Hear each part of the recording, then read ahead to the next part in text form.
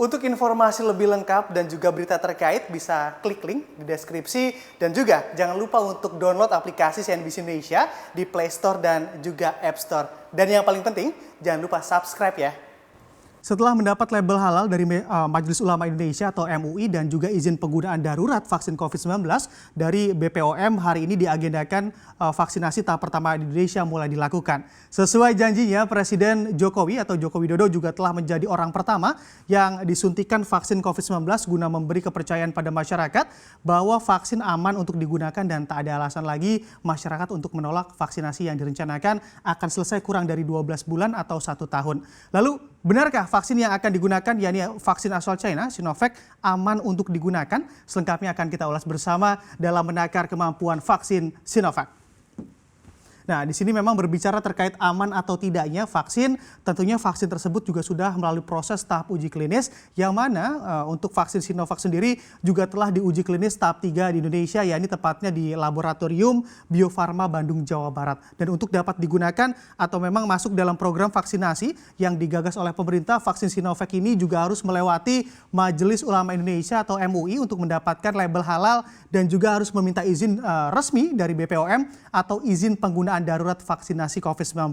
Setelah pada sebelumnya MUI begitu ya resmi mengeluarkan label halalnya pada vaksin asal Cina ini, Sinovac, tepat pada Senin lalu 11 Januari 2021, BPOM juga resmi mengeluarkan izin penggunaan darurat atau emergency use authorization untuk vaksin Sinovac, dan berdasarkan hasil analisis dari BPOM, vaksin COVID-19 yang diproduksi oleh Sinovac Biotech Ltd ini menunjukkan efikasi vaksin sebesar 65,3%. Dan memang angka ini sejujurnya terbilang agak meleset begitu ya dari ekspektasi, yang mana diharapkan mampu mendapatkan nilai efikasi lebih tinggi lagi seperti negara lain yang juga menggunakan vaksin ini, namun efikasinya mampu lebih dari 65% lebih. Nah, memang dengan hasil efikasi Sinovac di Indonesia yang berada di angka 65,3% ini, dan disebutkan bahwa angka tersebut masih di atas angka 50%, yang mana memang 50% itu adalah batas minimal dari angka efikasi yang telah ditentukan oleh Badan Pengawas Obat dan Makanan Amerika atau FDA.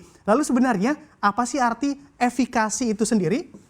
Nah, di sini memang kalau kita berbicara terkait efikasi, memang efikasi ini memiliki arti yang berbeda dengan efektivitas. Walaupun sebenarnya mirip-mirip begitu ya antara efikasi dan efektivitas, dan efikasi sendiri diartikan sebagai tingkat kemampuan suatu vaksin dalam mencegah penyakit dalam keadaan ideal dan juga terkontrol. Dan juga dengan membandingkan kelompok yang divaksin dengan kelompok yang tidak divaksin dalam proses uji klinis. Sedangkan bila berbicara tentang efektivitas, beda lagi artinya. Dan untuk efektivitas sendiri di sini memang mengarah atau lebih mengarah atau mengacu pada seberapa baik kinerja vaksin di dunia nyata untuk menunjukkan hasil uji klinis daripada vaksin itu sendiri.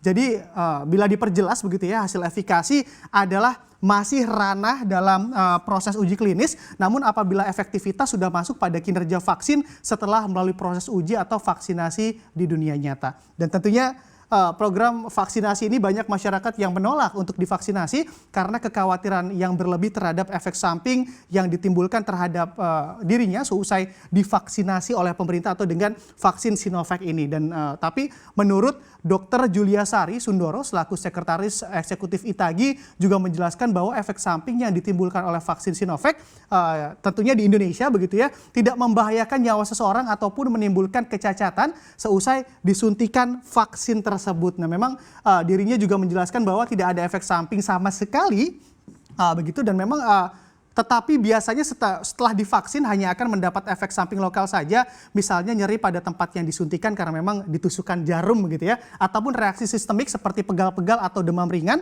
Namun reaksi seperti itu dijelaskan akan terjadi dengan peluang yang sangat kecil. Hal tersebut juga dikarenakan vaksin Sinovac ini juga adalah termasuk jenis vaksin yang inactivated atau vaksin yang mati, sehingga efek sampingnya jauh lebih kecil dari vaksin lainnya atau vaksin-vaksin yang hidup. Nah, beberapa negara lain juga telah mendapat izin resmi dari Badan Pengawas Obat dan Makanan setempat untuk dapat melakukan vaksinasi dengan vaksin Sinovac dalam waktu dekat. Lalu siapa saja mereka? Bisa kita lihat di slide selanjutnya. Nah, di sini yang pertama terdapat negara Turki.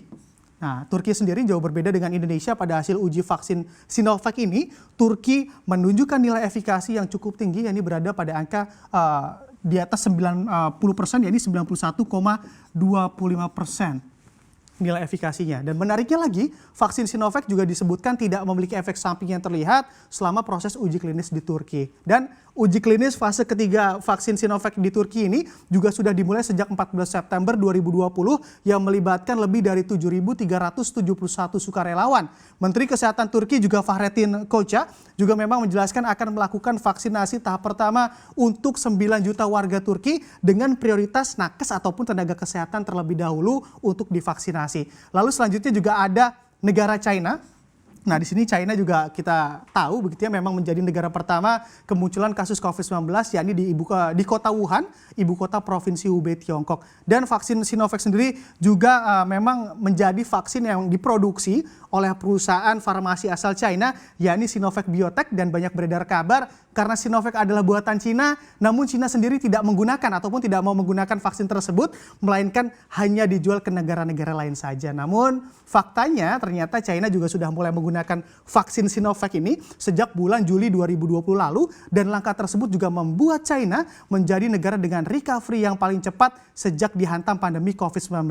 Nah, memang selain Sinovac, China juga menggunakan vaksin yang memang digagas pula oleh negaranya sendiri, yakni Sinopharm. Dan kedua vaksin tersebut juga telah mendapatkan izin untuk penggunaan darurat dari otoritas setempat. Dalam proses vaksinasi di China, kelompok beresiko juga menjadi prioritas pemerintah untuk dapat disuntikan vaksin terlebih dahulu. Nah, negara selanjutnya yang juga menjadi negara yang memang menggunakan vaksin Sinovac, yakni negara Brazil. Nah, di Brazil juga melakukan tes uji coba ataupun uji klinis di negaranya, dan memang menunjukkan tingkat efikasi juga begitu ya, yang mana pada sebelumnya Institut Butantan mempublikasikan bahwa setelah melakukan proses uji klinis dari Sinovac menunjukkan nilai efikasi di angka 78%. Tapi terbaru pada Selasa 12 Januari 2021 waktu setempat, organisasi yang bertanggung jawab atas uji coba dan produksi di negara tersebut menyebut bahwa efikasi dari Sinovac yang diuji di Brazil hanya berada di angka 50% saja. Nah, jumlah tersebut memang lebih kecil dibandingkan nilai efikasi yang dimiliki oleh Turki. Walau sedang menghadapi kenyataan tersebut, pemerintah berhasil menyebut vaksin Pfizer, Moderna, dan juga AstraZeneca masih jauh lebih unggul dibandingkan dengan vaksin Sinovac. Tapi dalam kondisi saat ini, pemerintah Brazil juga meminta Anvisa atau otoritas setempat terkait pengawasan obat agar dapat memberikan izin resmi penggunaan darurat vaksin Sinovac untuk warga Brazil. Nah, memang berbicara terkait izin resmi penggunaan vaksin Sinovac, lalu bagaimanakah tahapan program vaksinasi di Indonesia? Nah, bisa kita lihat di slide selanjutnya. Nah, di sini bisa kita lihat di sini terdapat 4 tahapan gitu ya untuk yang akan dibagi ke dalam 2 periode pemberian vaksin Sinovac di Indonesia. Yang pertama bisa kita lihat di sini di periode pertama, tahap pertama ataupun Januari hingga April 2021 yang akan disuntikan, yakni tenaga kesehatan, asisten tenaga kesehatan, dan tenaga penunjang yang akan diprioritaskan di tahap pertama. Lalu selanjutnya di tahap kedua yang juga masih masuk di periode pertama, yakni di Januari hingga April 2021 yang diprioritaskan juga masih tenaga kesehatan, asisten tenaga kesehatan, juga tenaga penunjang. Namun bisa kita lihat di tahap 3 atau periode kedua di April 2021 hingga Maret 2022, di sini sudah mulai merujuk prioritas pada masyarakat rentan dari aspek geospasial, sosial, dan juga ekonomi. Berlanjut di tahap keempat, atau tepatnya masih di periode kedua, April 2021 hingga Maret 2022, yang menjadi prioritas yakni pelaku perekonomian lainnya begitu dengan pendekatan klaster sesuai dengan ketersediaan vaksin.